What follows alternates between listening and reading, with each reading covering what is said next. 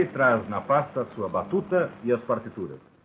O maestro Júlio Medalha chega ao Canal 2 para gravar mais um programa Série de Cordas.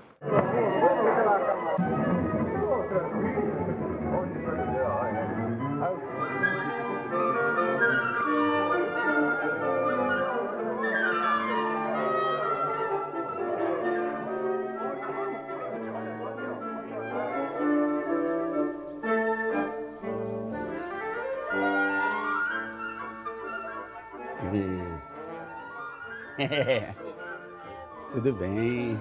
Tudo bem? Vamos entrando, vamos lá. Nossa, feliz aqui, muito feliz.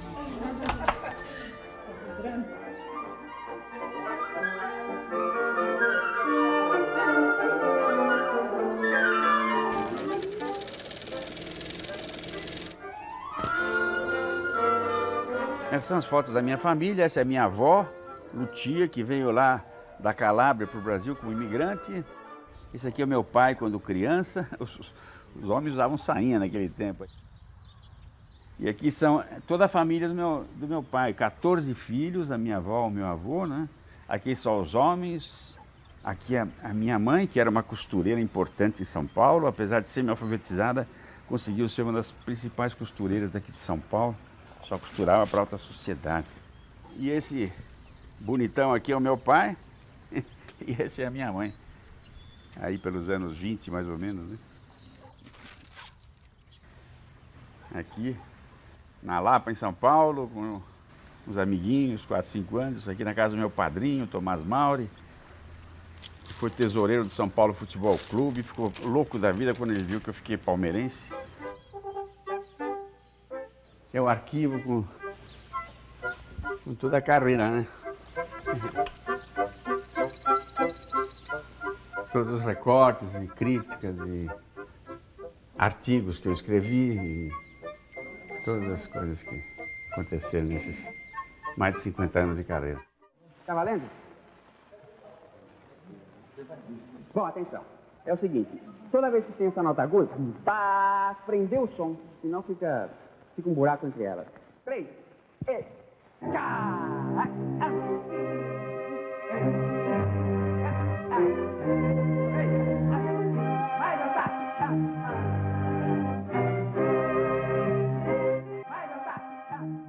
Um concerto que eu fiz na Brown Boveri, quando a Orquestra de Cordas de São Paulo que eu regia tocava na fábrica da Brown Boveri. Aqui os músicos descendo num guindaste, um guindaste de 80 toneladas, e esse guindaste era colocado em cima daquele torno, aí o torno começava a girar, e aí a gente tocava Vivaldi.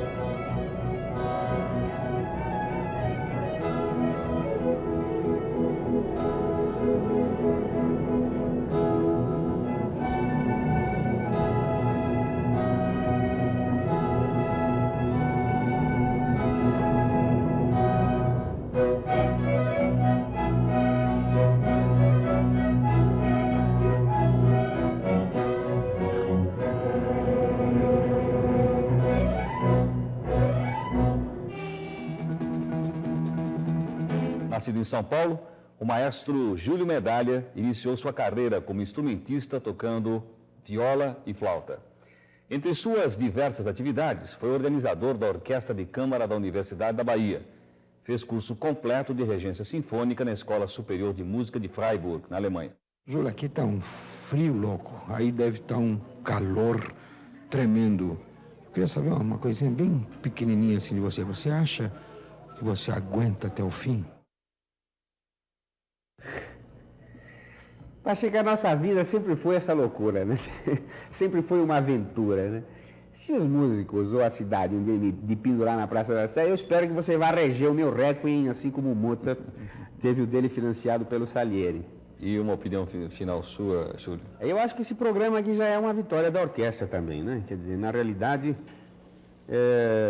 no momento em que os meios de comunicação tão maravilhosos como esses aqui, né, começam a se interessar pelo destino da nossa orquestra, ela começa a sair do noticiário fúnebre, né, como estava no Jornal da Tarde, esta triste orquestra, ou então a nossa pobre sinfônica municipal, e passa a entrar então no noticiário polêmico, e realmente então onde existe o diálogo e as pessoas se conversam, a gente se entende um pouco melhor.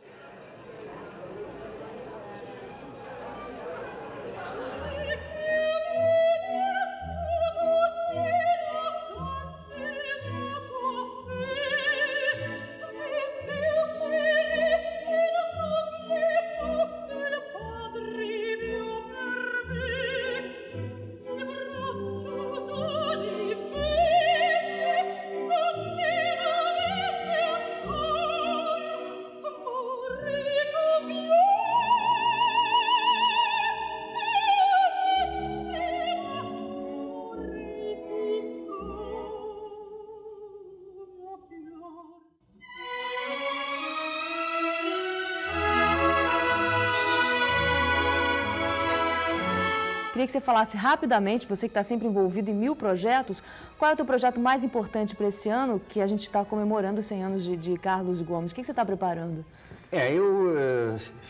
De fato, foi bom você citar o nome, porque Carlos Gomes está sendo redescoberto no mundo inteiro, não é? E eu vou fazer um Super Guarani na Europa, na cidade de Sófia, na Bulgária. Vamos preparar uma montagem com artistas internacionais e a própria orquestra e coro da Bulgária, são 170 músicos no total. Aí depois nós vamos viajar pela Europa com essa massa toda. Felizmente foi um grande sucesso, o nosso crioulo campineiro foi aplaudido de pé por mais de 7 minutos e 3 orquestras viraram 8 e eles continuam fazendo hoje lá para sucesso e para perpetuação da memória do nosso músico maravilhoso, o maior músico das Américas do século XIX.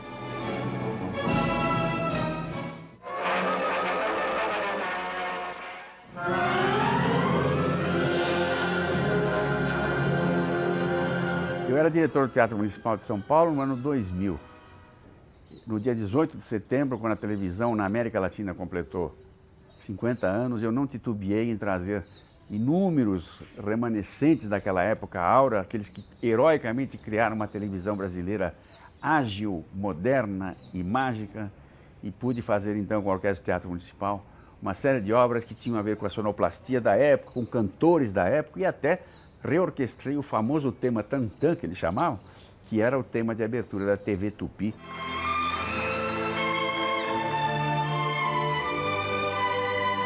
Aos poucos eu fui identificando que era aquele acontecimento, era uma música que era tema do primeiro programa infantil que foi feito pela televisão brasileira, Sítio do Pica-Pau Amarelo, em que eu tenho a felicidade de poder ter hoje à noite aqui e vir pessoalmente cumprimentar a nossa Tatiana Belin.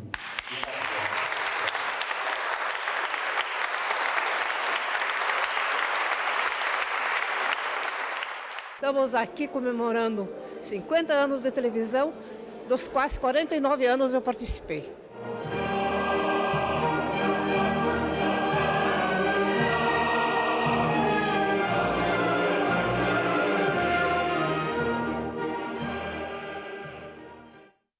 O Júlio fazia parte daquele elenco de artistas concretos. Então tinha o Décio, o Augusto, o Haroldo de Campos, e Júlio, Cosella, Rogério. E uma vez eu fui fazer um programa com o Caetano e fiz uma pergunta que não era muito assim, elogiosa. E o Caetano ficou louco da vida e não quis gravar. E o Júlio chegou e me defendeu.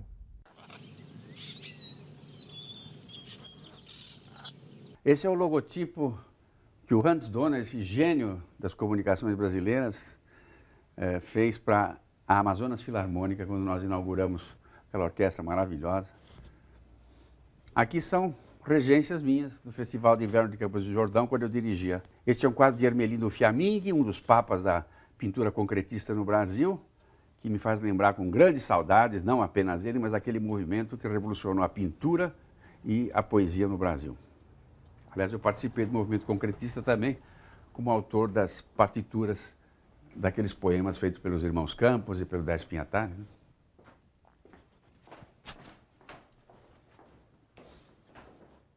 né? Aqui são algumas recordações muito boas, né?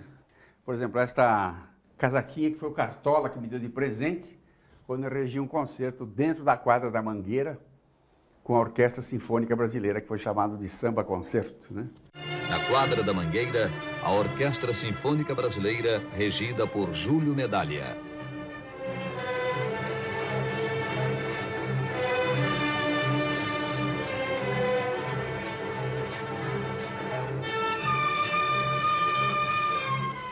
A Sinfônica Brasileira numa quadra de samba. Para os velhos sambistas, uma emoção diferente. Tudo é música brasileira. Seja ela erudita, seja ela samba, seja ela short, valsa, tudo é brasileiro.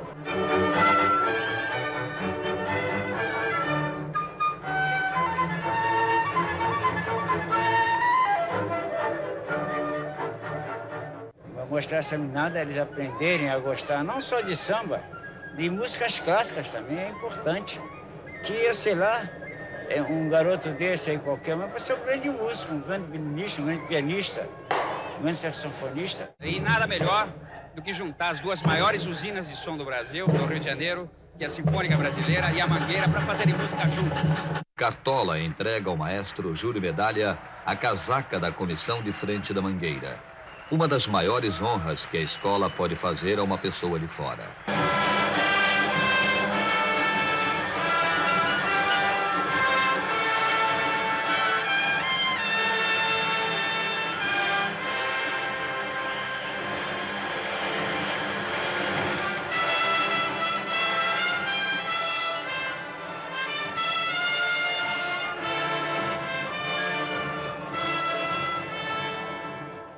O Julinho é um amigo sempre irrequieto, sempre novo, sempre excitado, sempre pensando no futuro. E isso faz dele uma pessoa excepcional, tanto na música como na televisão e nas relações com a arte em geral.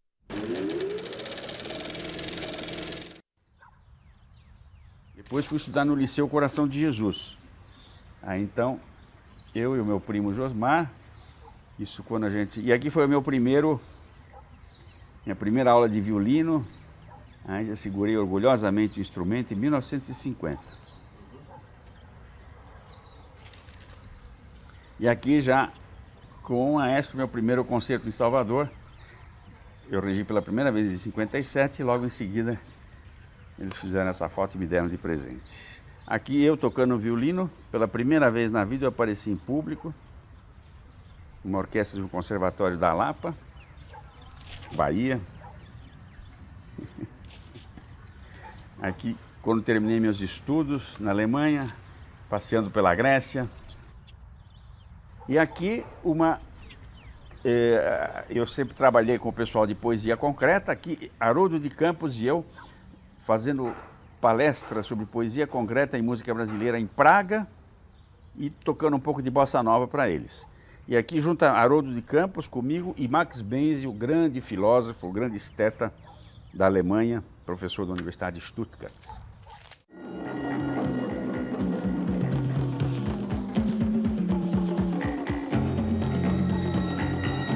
Boa noite. Estamos começando mais um Roda Viva pela TV Cultura de São Paulo. Como acontece hoje esse processo de veiculação sonora desse tipo de música, evidentemente que vindo para um país mais poderoso, um país imperial, que até politicamente agora... Eu fui lá, eu paguei a entrada e fui lá.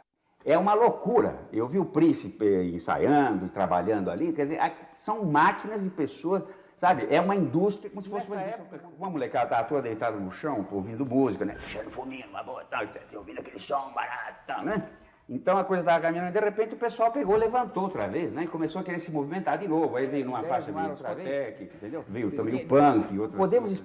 A gente já notou que os meios de comunicação, as televisões, os rádios, as rádios e as empresas de disco, elas não estão interessadas em mais. Aliás, sobre isso eu queria voltar a falar também. Em termos de cultura brasileira, eu acho que essa invasão, né, de uma cultura que vem pronta de lá, que o produtor vem no avião com o disquinho no bolso, né, a gente vê que em outras épocas, apesar de existirem movimentos culturais fortes, até de origem norte-americana, de que este país aqui, em termos de cultura popular, não é brincadeira. O que nós já produzimos de cultura popular de altíssimo nível, que foi extremamente popular, entendeu? Era possível estar se veiculando pela televisão uma coisa um pouco melhor do que aquilo.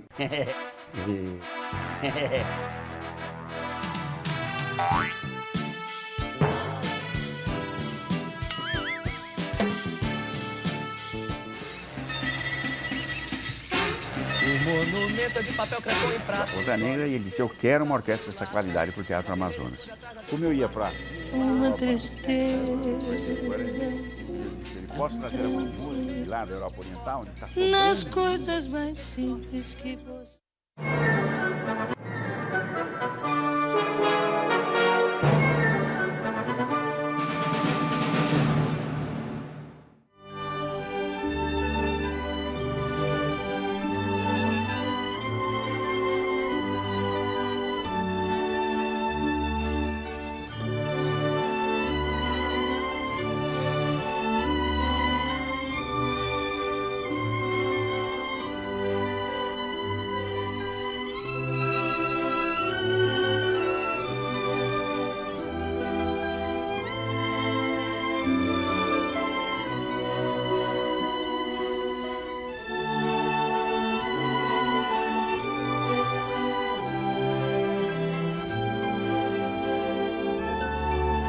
O poeta Mário Quintana dizia que a gente vive dentro da gente mesmo, mas o nosso entorno também é muito importante. Então eu procurei sempre criar um espaço de trabalho que me permitisse então ter a tranquilidade para poder ter as minhas ideias e fazer os meus estudos e sobretudo ter o meu silêncio, que eu admiro muito.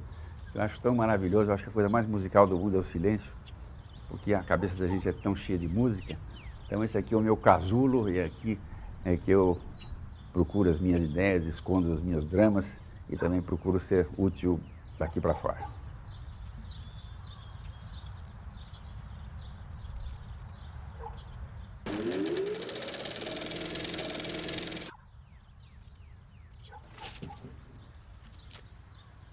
Aqui com Francisco Curtilang, quando fizemos pela primeira vez o Barroco Mineiro aqui em São Paulo e na Alemanha. Isso quando, velho? Isso foi no ano de 1965, e aqui foram os primeiros concertos com a Sinfônica do Estado de São Paulo e com a Associação de Canto Coral do Rio de Janeiro. Até então não se acreditava que existia música barroca no Brasil. Aqui foi o meu primeiro concerto quando voltei da Alemanha, após os estudos, convidado pelo maestro Eleazar de Carvalho. Amarrei esse nesse. Isso. Júlio, homenagem é uma coisa que você merece, Júlio.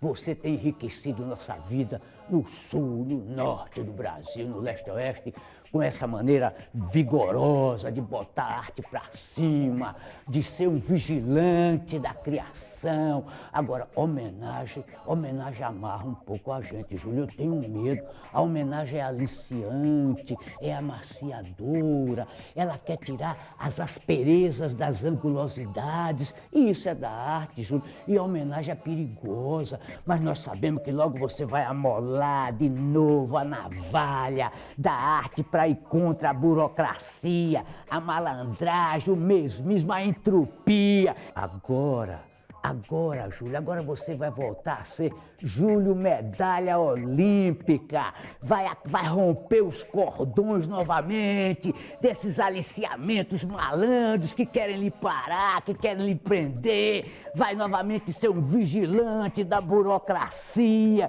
que quer fazer da arte uma coisa, um funcionário público que não ameace mais a arte, é ameaçadora e vai ser a vida toda ameaçadora, principalmente nas suas mãos para jogar os cordéis dos confortinhos no chão.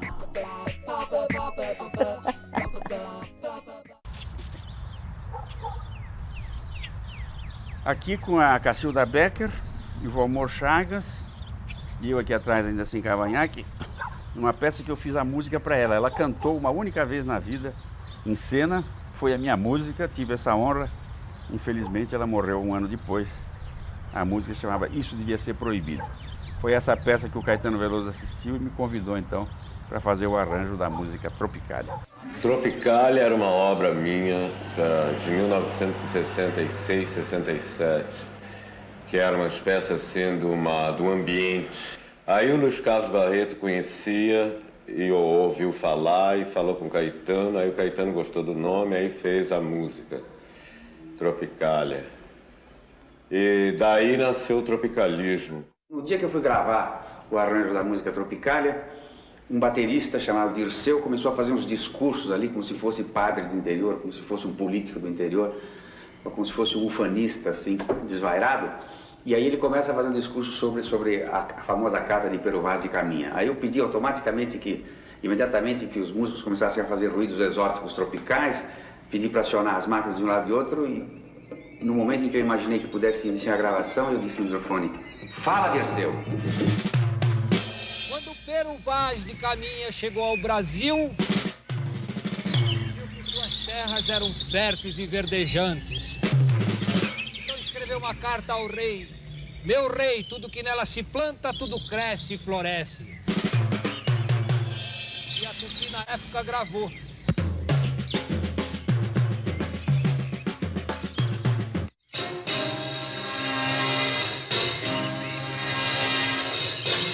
Sobre a cabeça os aviões, sobre os meus pés os caminhões, aponta contra os chapadões meu nariz. Eu organizo o movimento, eu oriento o carnaval, eu inauguro o monumento no Planalto Central do país. Viva a bossa, sassá, viva a palhoça, sassá, sassá, viva a bossa, sassá, viva a palhoça, sassá, sassá. O monumento é de papel crepom e prata, os olhos verdes da mulata, a cabeleira esconde atrás da verde mata, o luar do sertão.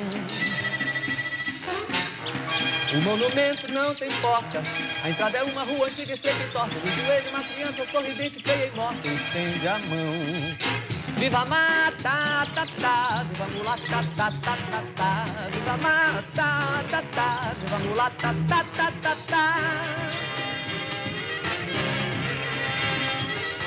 No pátio interno há uma piscina, com água azul de amaralina, coqueiro brisa e fala nordestina e faróis. Na mão direita tem uma roseira, autenticando a eterna primavera, e no jardim dos urubus passeio a tarde inteira entre os girassóis. Viva Maria, ia, ia, viva Bahia, ia, ia, ia, ia, viva Maria, ia, ia, viva Bahia, ia, ia, ia, ia. Tive a felicidade de estar presente num momento muito sensível da música brasileira do ponto de vista criativo, que foram os anos 60, que entraram naquele sarapatel sonoro, cultural, social, comportamental, que fizeram que a música brasileira mudasse de características e tivesse, a partir daquele momento, uma herança para o resto de sua história.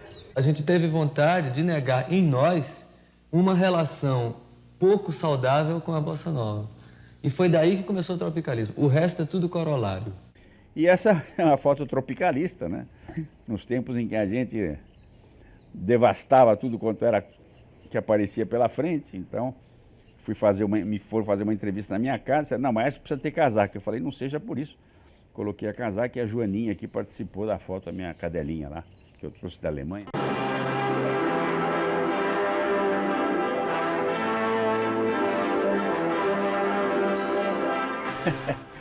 É um filme, O Segredo da Múmia, que eu fiz a trilha sonora e ganhei o prêmio em Gramado de melhor trilha sonora, e em São Paulo, melhor ator coadjuvante, porque eu participo do filme também como ator. Então, a Associação Paulista de Críticos de Arte fez essa gracinha e me deu de presente esse diploma.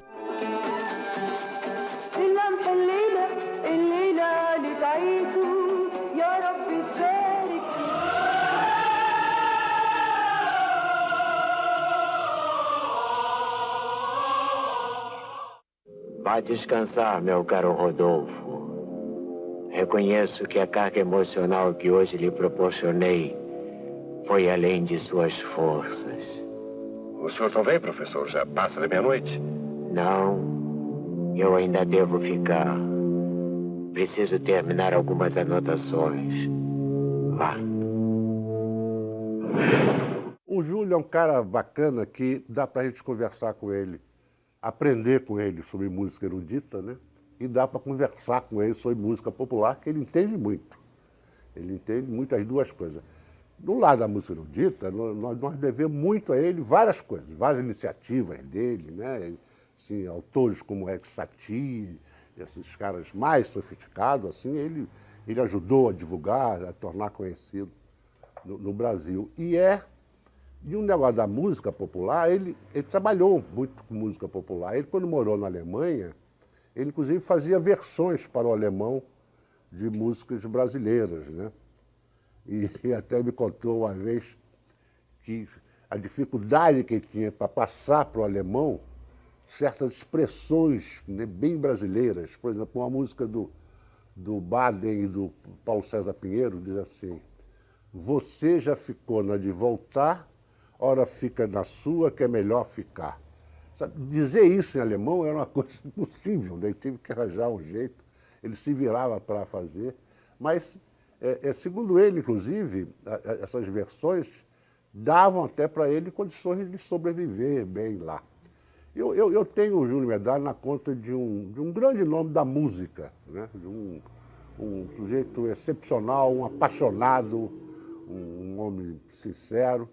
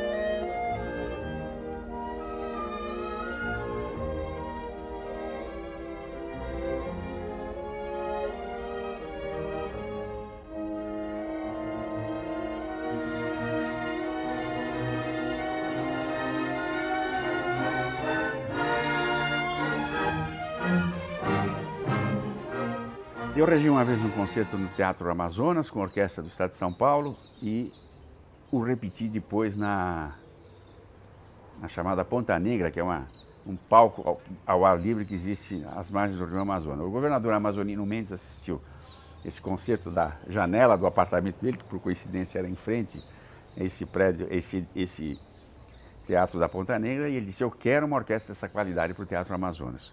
Como eu ia para a Europa reger o Guarani, eu disse para ele: posso trazer alguns músicos de lá, da Europa Oriental, onde está sobrando músico, para a gente fazer uma orquestra de nível internacional aqui no Amazonas, porque os grandes músicos daqui do Brasil estavam todos aqui já contratados pelas orquestras do Sul. E foi o que eu fiz, e meses depois fui para lá como uma comissão de amigos e fizemos uma seleção de grandes músicos.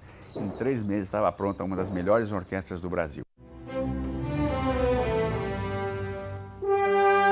Dirigindo e regendo a Amazonas Filarmônica desde sua criação, o experiente maestro, compositor e também escritor Júlio Medalha é um dos maiores responsáveis pelo desempenho que a Amazonas Filarmônica vem apresentando a partir do primeiro concerto em novembro do ano passado. Foi uma surpresa agradabilíssima, né? Que os músicos se instalaram muito bem aqui no Brasil, sobretudo naquela região, né? Que é muito quente, eles vêm de 30 graus abaixo de zero, vão para 30 graus acima de zero no inverno. Orquestra com sabor de guaraná natural e que formem um conjunto de alto nível do ponto de vista qualitativo, musical.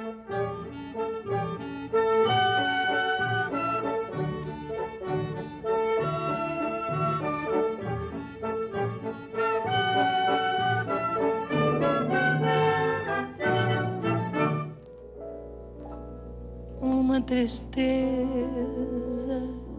tão grande nas coisas mais simples que você tocou. Pouca gente sabe, mas antes de morrer, há 2 anos, Maísa escreveu uma letra para uma música de Júlio Medalha. Uma letra que ficou esse tempo todo guardada entre as coisas de Maísa na casa de Maricá. Uma letra que fala de amor, como tudo que Maísa gostava de cantar.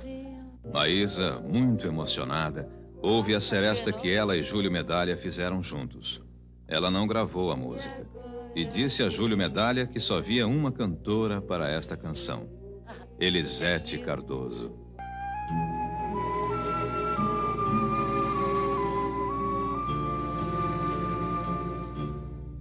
Vou-me embora, vou de encontro à tua vida, me soltar pra que me faças tua ilha. Vou descansar meu medo imenso em tua força e por fim mostrar-te o quanto sou capaz só por te ter. Júlio, Julinho é o Abujanra, Julinho. Teu querido, como se tem uma câmera na minha frente aqui e eles querem que eu fale sobre você, Julinho. O que é que eu posso falar? Vou falar da tua beleza, da tua alegria, do teu talento. Tá bom, Julinho, eu vou desligar para ver o que eu falo sobre você. Um beijo. Tchau. A coragem dele é uma forma de inventar a palavra liberdade. E o Júlio Medalha, sempre que faz qualquer coisa musical, ele coloca essa postura que existe para a juventude. Ele tem coragem de dizer as coisas, não só musicais, mas um conceito do mundo. Esse conceito do mundo, isso é que eu acredito que todo artista deve ter, sabe? Não ficar fazendo só tecnicamente o seu trabalho, mas ter todo um estofo inteiriço de conhecimento de tudo o que acontece. E Júlio Medalha tem isso.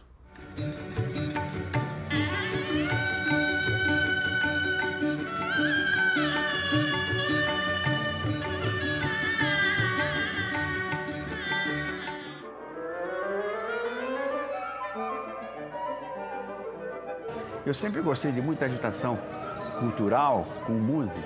O Júlio Medalha, na TV Globo, fez a pedido do Walter Avancini a trilha sonora de Grande Sertão Veredas. Trabalho extraordinário.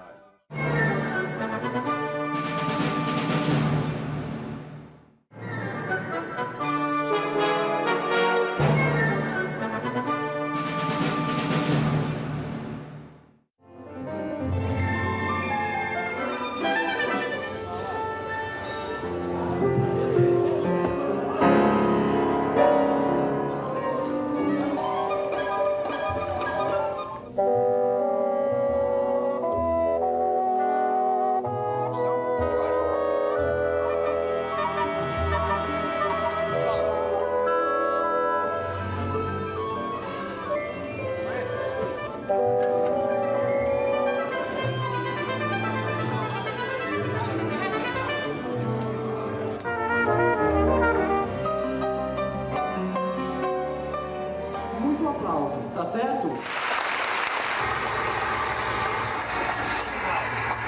O jornalista e crítico de música. Já tem que estar posicionado, ok?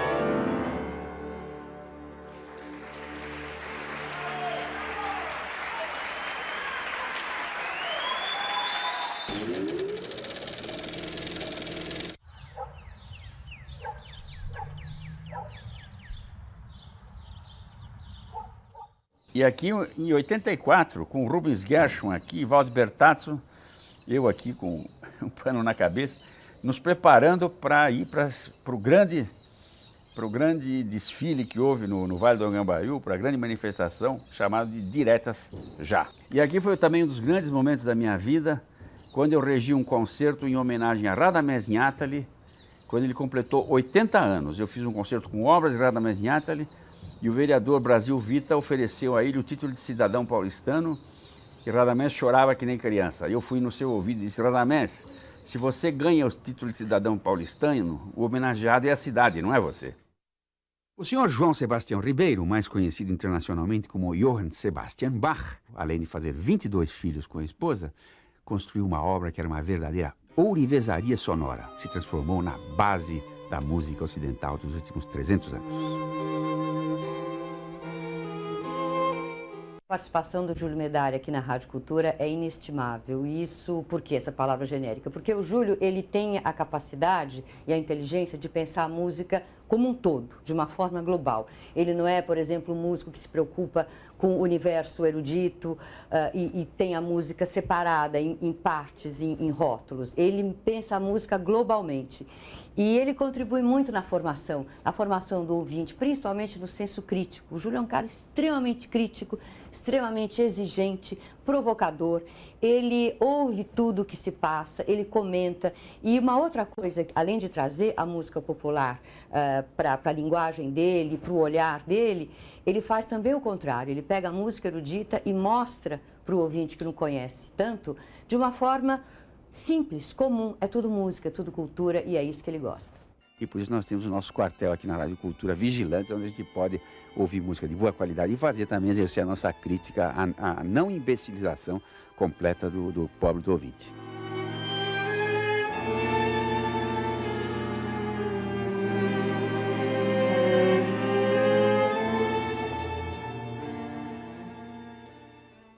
Eu acho que o Brasil tem tão boa música como tem bons humoristas. Aqui em Juarez Machado fez um quadro a meu respeito, né? Nós trabalhamos juntos inúmeras vezes. Kaulos, grande desenhista, cartunista do Rio de Janeiro, fez também isso para mim.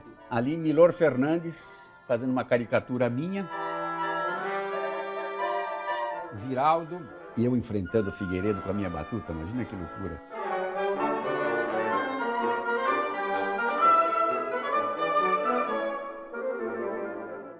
No dia 21 de março de 1685, nasceu um dos maiores gênios da história da humanidade, Johann Sebastian Bach.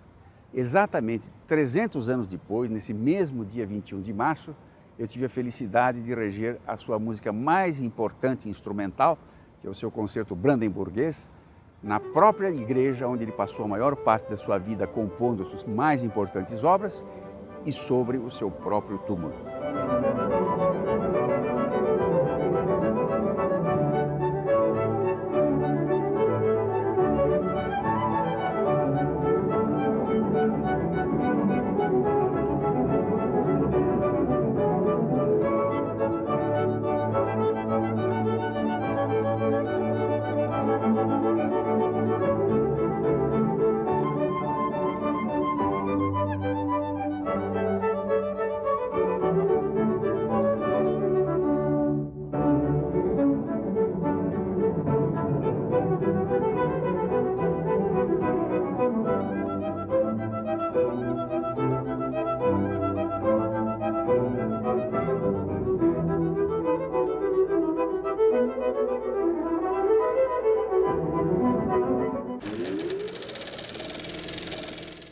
Aqui embaixo temos Carmina Burana, que eu fiz na praia de Copacabana para 100 mil pessoas, e no Pacaembu para 50 mil pessoas.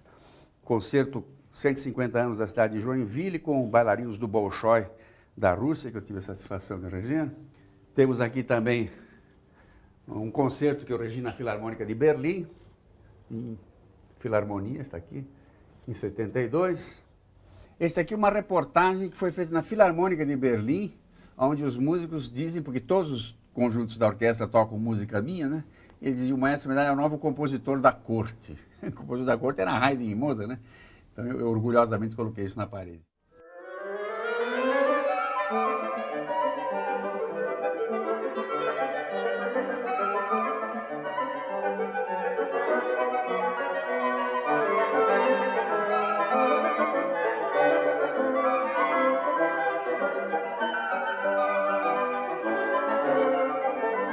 Quando eu estava em Berlim com os músicos da Filarmônica de Berlim, que é a melhor orquestra do mundo, eu dizia, quando vocês forem a São Paulo, vamos tomar uma caipirinha lá em casa. Aqui no Brasil, quando você diz isso, é para não aparecer. Alemão leva a sério tudo. Quando eles vieram para cá, as Filarmônicas diziam, e agora, queria a caipirinha? Aí convidei os músicos da minha casa em 2 sessões, porque a orquestra inteira não cabia aqui, e viemos então aqui para casa e oferecemos caipirinha das 11 da manhã às 4 da madrugada. Aí eu pensei, o que eu posso oferecer para esses maravilhosos músicos para eles conhecerem a música brasileira? Trouxe Altamiro Carrilho para minha casa, que tocou o seu chorinho no seu flautinho, na sua flauta mágica. E eu disse para eles, olha, Jean-Pierre Rampal dizia que existem flautistas e existem Altamiro Carrilho. Aí eles conheceram quem era o outro grande flautista do mundo, que foi Altamiro Carrilho, que felizmente está vivo aí, encantando as pessoas.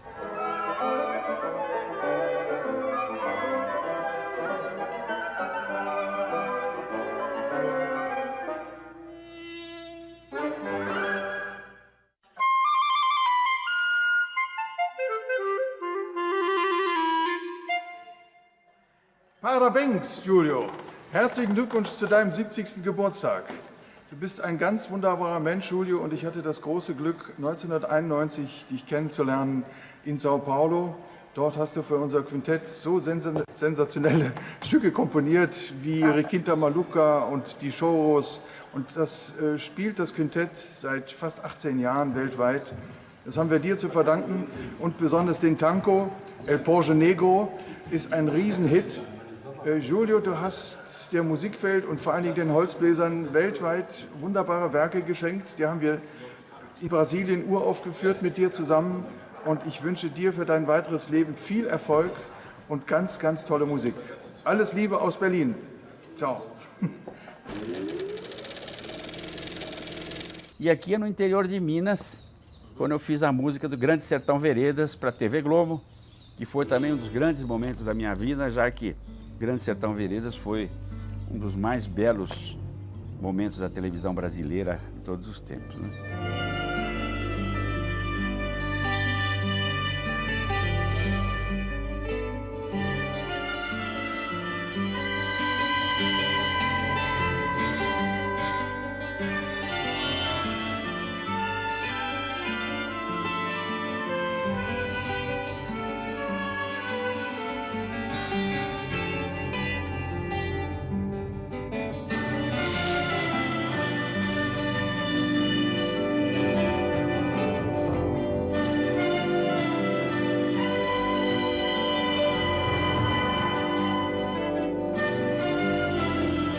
Especificamente na parte musical, o Júlio Medalha, na TV Globo, fez a pedido do Walter Avancini a trilha sonora de Grande Sertão Veredas, um trabalho extraordinário.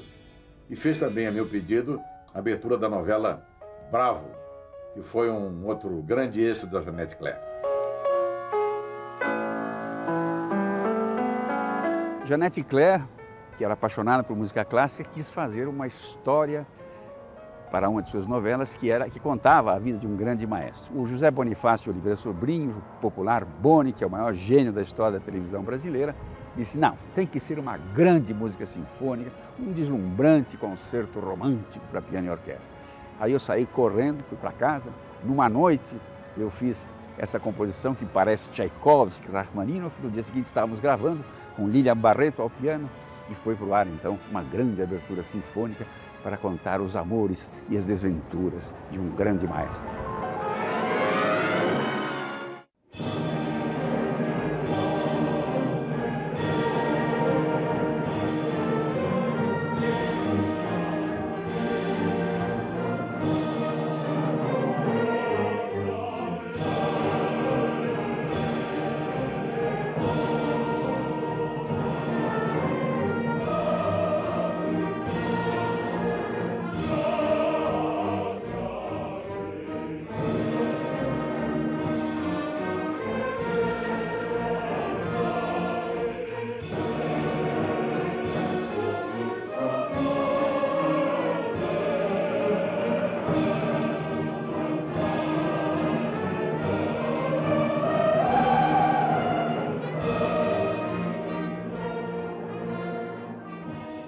Eu sempre gostei de muita agitação cultural com música e fazer uma grande ópera como a Aida, que parece até um pouco desfile de escola de samba, de tantas coisas que acontecem, aquelas carruagens andando pelos palcos, etc. Me ocorreu fazer uma vez em campo de futebol. E tive a felicidade de realizar, dirigido por um grande diretor búlgaro, Plamen Kartalov, que veio ao Brasil para isso. Trouxemos, inclusive, os solistas da Ópera Nacional da Bulgária e fizemos em 6 campos de futebol de capitais brasileiras a Aida com mais de 600 integrantes.